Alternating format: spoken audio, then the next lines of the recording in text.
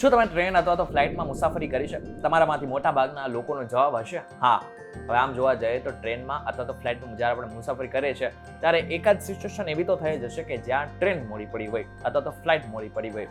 હવે આવી સિચ્યુએશનમાં તમારું કેટલાક કામ અટકી જાય છે અથવા તો ઇમરજન્સીમાં તમારે ક્યાંક પહોંચવાનું હોય અને તમે નથી પહોંચી શકતા. હવે આવી સિચ્યુએશનમાં ટ્રેન અથવા તો ફ્લાઇટની જવાબદારી બને છે કે તમને પૂરેપૂરું રિફંડ આપે. પરંતુ આ રિફંડ કેવી રીતના મેળવવાનું છે એ જો તમને નથી ખબર તો આજનો વિડીયો તમે પૂરો જોઈ લેજો, તમને બધી જ માહિતી મળી જશે.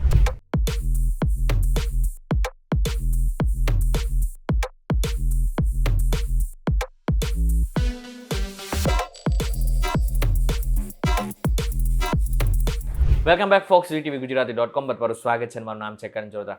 સૌથી પહેલા વાત કરી લે રેલવેની. હવે જ્યારે તમે માન્ય ટિકિટ લઈને રેલવેમાં મુસાફરી કરી રહ્યા છો ત્યારે રેલવેની જવાબદારી બને છે કે તમારી જે યાત્રા છે એટલે કે તમારી જે જર્ની છે એ સુખદમય હોય.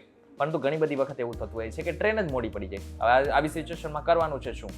ભારતીય રેલવેના નિયમો અનુસાર જો કોઈ કારણોસર ટ્રેન મોડી પડી રહી છે તો રેલવે તમને તમારા મોબાઈલ પર મેસેજ મોકલીને જાણ કરશે.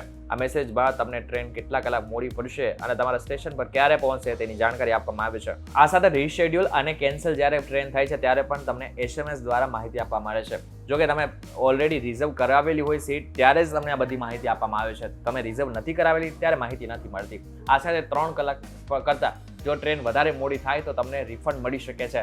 જો રાજધાની, શતાબ્દી, દુરંતો અથવા તો વંદે ભારત જેવી ટ્રેનો 3 કલાક કરતાં વધારે મોડી પડતી હોય તો IRCTC એ ફ્રી જમાનો આપવો પડે છે. જો ભારતીય રેલવે દ્વારા કોઈ પણ ટ્રેન રદ કરવામાં આવે છે તો મુસાફરો રિફંડની માંગ કરી શકે છે. હવે આ બધામાં એક વસ્તુ મહત્વની છે કે તમારાથી જો ટ્રેન મિસ થઈ જાય છે તો પણ રિફંડ તમે માંગી શકો છો.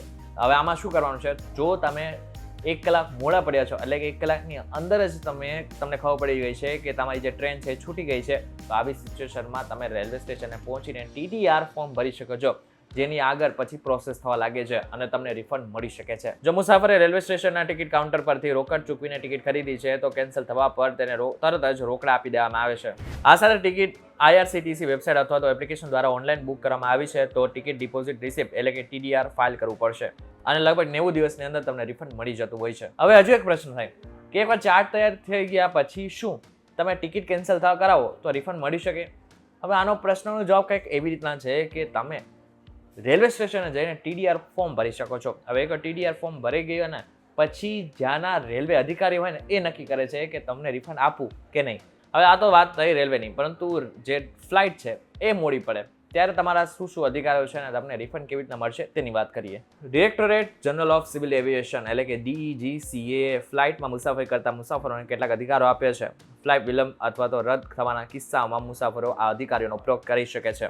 DGCA જણાવ્યા અનુસાર જો કોઈ મુસાફર એરપોર્ટ પર પહોંચી ગયો હોય અને તેની ફ્લાઇટ 4 કલાકથી વધુ મોડી પડી હોય તો એરલાઇન્સ પેસેન્જરને ફ્રીમાં રિફ્રેશમેન્ટ આપશે. આ સાથે જો ફ્લાઇટ 6 કલાક કરતાં વધારે મોડી પડી હોય ને તો કાં તો બીજી ફ્લાઇટનું અરેન્જમેન્ટ કરી દેવામાં આવતું હોય છે અને આ સાથે જો એ ન થતું હોય તો સંપૂર્ણ રિફંડ આપી દેવામાં આવતું હોય છે. આમ તો જો કે જ્યારે આવી પ્રકારની કોઈ પણ સિચ્યુએશન થાય કે જ્યારે એરલાઇન્સને જ આ પ્રકારની ફ્લાઇટ કેન્સલ કરી નાખવું પડે છે ત્યારે 24 કલાક અગાઉ જ તમારા મોબાઈલમાં SMS દ્વારા જાણ કરે છે. હવે આ સાથે 5,000, 7,500 અથવા 10,000 જેટલું રિફંડ પણ તમને મળી શકે છે આવા કિસ્સાઓમાં. હવે એવું નથી કે દરેક સિચ્યુએશનમાં એરલાઇન્સ તમને રિફંડ આપી શકે છે. અમુક એવી સિચ્યુએશન છે કે જ્યાં એરલાઇન્સ ખુદ જ ના પાડી દે કે તમને રિફંડ નહીં મળે. હવે આવા કિસ્સાઓ કેટલા છે એની વાત કરીએ. જ્યારે રાજકીય વિવાદો, કુદરતી આફતો, ગૃહ યુદ્ધો, એરક્રાફ્ટ હુમલાઓ જેવા એરલાઇન્સના નિયંત્રણ બહારના કારણોને લઈને ફ્લાઇટ વિલંબિત થાય છે અથવા તો રદ થાય છે ત્યારે કોઈ પણ પ્રકારનું રિફંડ નથી આપવામાં આવતું. આ સાથે જો સુરક્ષા જોખમ અથવા તો હવામાન પરિસ્થિતિના કારણે ફ્લાઇટ રદ કરવામાં આવે છે તો પણ કોઈ પણ પ્રકારનું રિફંડ નથી મળતું. હવે રિફંડ ક્યારે મળે છે? તો હવે સામાન્ય રીતે જો તમે રોકડમાં કોઈ પણ પ્રકારની ટિકિટ લીધી હોય તો રોકડમાં જ તમને આ જે પૈસા રિફંડ છે ને આપી દેવામાં આવે છે. જો ઓનલાઈન બુકિંગ કર્યા હોય તો 7 દિવસની અંદર આ તમને રિફંડ મળી જતું હોય છે. તો આજના વિડીયોમાં તમે જાણી લીધું કે રેલવે અથવા તો ફ્લાઇટ મોડી પડે તો તમારા કેટલા અધિકારો છે. આ સાથે રિફંડ કેવી રીતના મળશે એની પણ વાત કરી લઈએ. વિડીયો પસંદ આવે તો વિડીયોને લાઈક અને શેર જરૂરથી કરજો. તો આવા જ ઇન્ફોર્મેટિવ વિડીયોઝ માટે VTV ગુજરાતી.com ની મારી ચેનલ સબસ્ક્રાઇબ કરી નાખજો.